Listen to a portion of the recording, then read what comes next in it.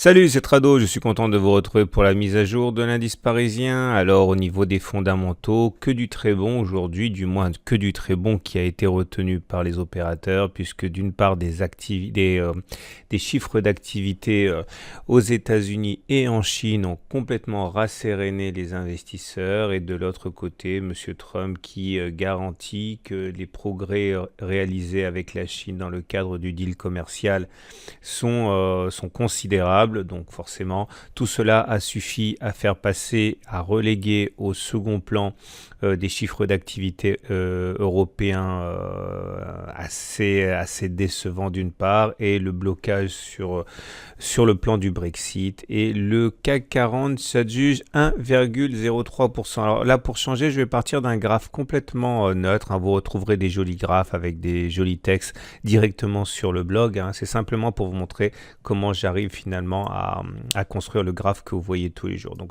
première des choses, vous allez remarquer qu'ici, nous sommes très très proches d'une zone de résistance qui avance à grands pas. Cette zone est comprise globalement entre 5427 et 5444.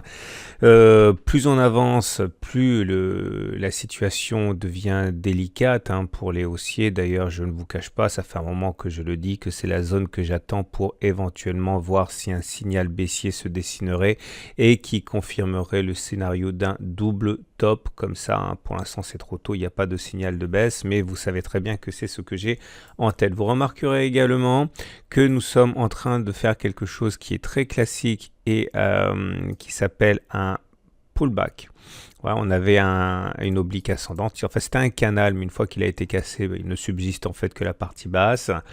Et vous voyez, on est revenu après avoir cassé ce support ascendant. Eh bien, on est revenu précisément dessus. Ça s'appelle un pullback, et il faut savoir que certains vont spéculer à la baisse sur ça. Alors les plus pressés sont d'ailleurs déjà entrés maintenant en mettant un stop loss soit au-dessus des plus hauts du jour, soit en dessous des plus hauts absolus, avec pour objectif plusieurs objectifs possibles. Ça peut être les précédents plus bas, ça peut être également le comblement du gap ici sur lequel on reviendra plus tard, mais en tout cas compte tenu de la situation, il est bon quand même d'avoir un ratio gain-risque au moins égal à 1. Vous noterez également que on a fait un retracement de 23,6% de Fibonacci. Vous le savez, vous prenez le plus bas de la jambe de hausse, les plus hauts de la jambe de hausse, on le sait.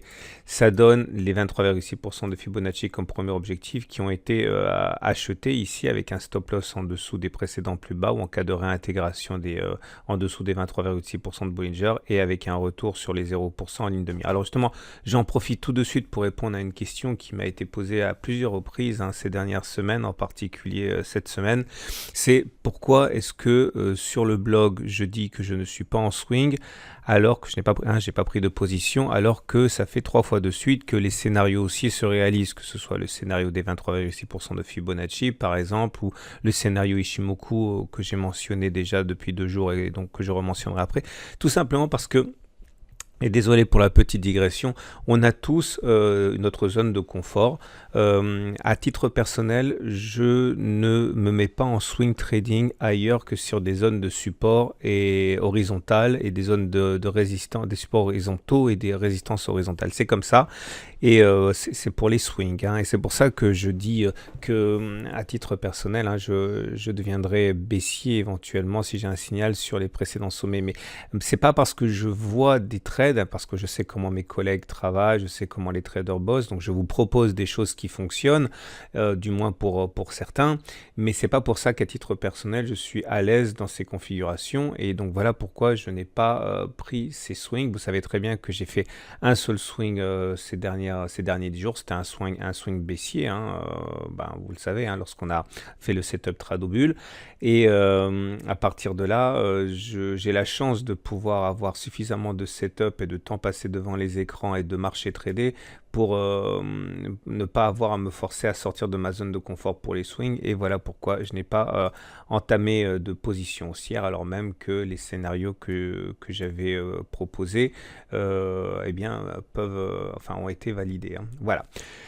Excusez la digression. Donc on a également fait un gap ici. Vous voyez, il n'y a pas eu de cotation entre les plus hauts de la bougie de vendredi et les plus bas de la bougie de lundi, ça s'appelle un gap et là on a plusieurs solutions. Alors ce gap, soit c'est un gap de continuation, c'est-à-dire que l'objectif serait de prendre toute la distance parcourue avant le gap, que l'on reparterait par-delà le gap, de cette manière-là, vous voyez, paf.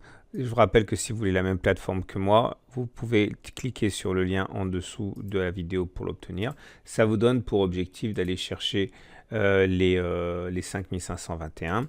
Maintenant, il peut également s'agir, rien n'empêche de le penser, d'un gap commun, c'est un gap qui sera amené à être comblé très très rapidement. Dans cette optique-là, ceux qui traderont ce gap commun spéculeront à la baisse avec pour objectif le comblement de ce gap. Je vous rappelle que tout ça c'est issu de mon module de formation sur les gaps et sur la formation intégrale par contre. Également, vous avez la possibilité d'avoir un double top, mais ça j'en ai parlé et je vous dirai quand je rentrerai en position sur ce double top. Voilà, on regarde le chandelier du jour. Le chandelier du jour est un chandelier qui fait écho au chandelier haussier de vendredi. J'avais expliqué que le chandelier de vendredi invitait à envisager de nouveau plus haut parce qu'on terminait dans le tiers haussier. En ce sens, ce qui se passe aujourd'hui ne doit pas surprendre. La bougie du jour est encore d'ailleurs positive puisque on termine également encore dans le tiers haussier. On regarde les éléments purement techniques. À commencer par la moyenne mobile à 20 jours au-dessus de laquelle nous sommes. Donc voilà, on a rebasculé en tendance haussière depuis vendredi. Donc la séance du jour ne doit pas non plus surprendre. Ce qui m'intéresse, c'est le balai M7, M20, comme vous le savez. Donc voilà notre moyenne mobile à 7 jours. Je vous rappelle qu'on a eu un croisement baissier faible, on le sait, les effets sont assez limités. Et là, si la M7 devait repasser au-dessus de la M20, ce serait un faux croisement haussier, c'est-à-dire qu'on a fait semblant de croiser mais on repart vers le haut. Ce serait un signe positif. On n'y est pas encore. Deuxième scénario possible, celui d'un non-croisement baissier. Si la M7 fait semblant de remonter mais que finalement elle repart vers le bas, ce sera un signal baissier assez important. On en reparlera lorsque le scénario sera validé, mais pour l'instant on a soit la possibilité d'avoir une forte hausse, soit la possibilité d'avoir une forte baisse, mais rien au milieu, pas comme le croisement baissier faible dont on savait déjà dès le début qu'il aurait des effets assez limités.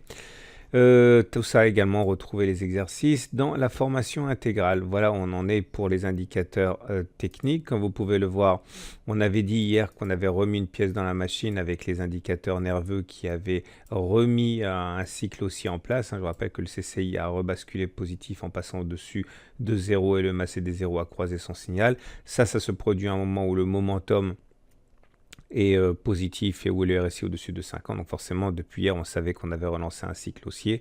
Et c'est ça également qui explique la bonne tenue du CAC 40 aujourd'hui. On termine comme d'habitude avec l'Ichimoku. Alors pour l'Ichimoku, je vous rappelle que c'est haussier puisque le nuage est ascendant. J'avais expliqué, c'était hier, c'était hier et avant-hier, que le fait que l'on se soit remis au-dessus de la Tenkan était une bonne chose. J'ai des copains traders Ichimoku qui sont entrés lorsqu'on s'est remis au-dessus de la Tenkan, au-dessus de la Kijun. Et là aussi, le trade Ichimoku proposé était classique, donc la séance du jour ne doit pas véritablement surprendre. Je m'interroge toujours sur deux choses.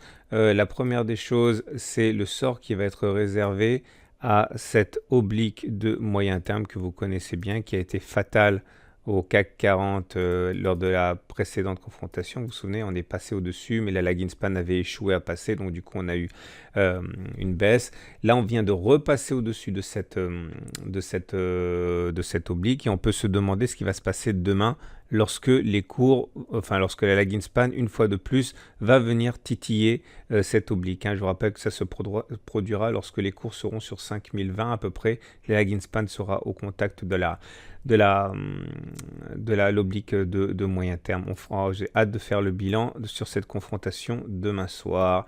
Voilà ce qu'on pouvait dire. Je vous souhaite une excellente journée. Je vous renvoie directement à mon blog pour avoir les graphes tout propres et également la matrice de trading, donc intraday pour demain. Et je vous souhaite une très bonne journée. À demain.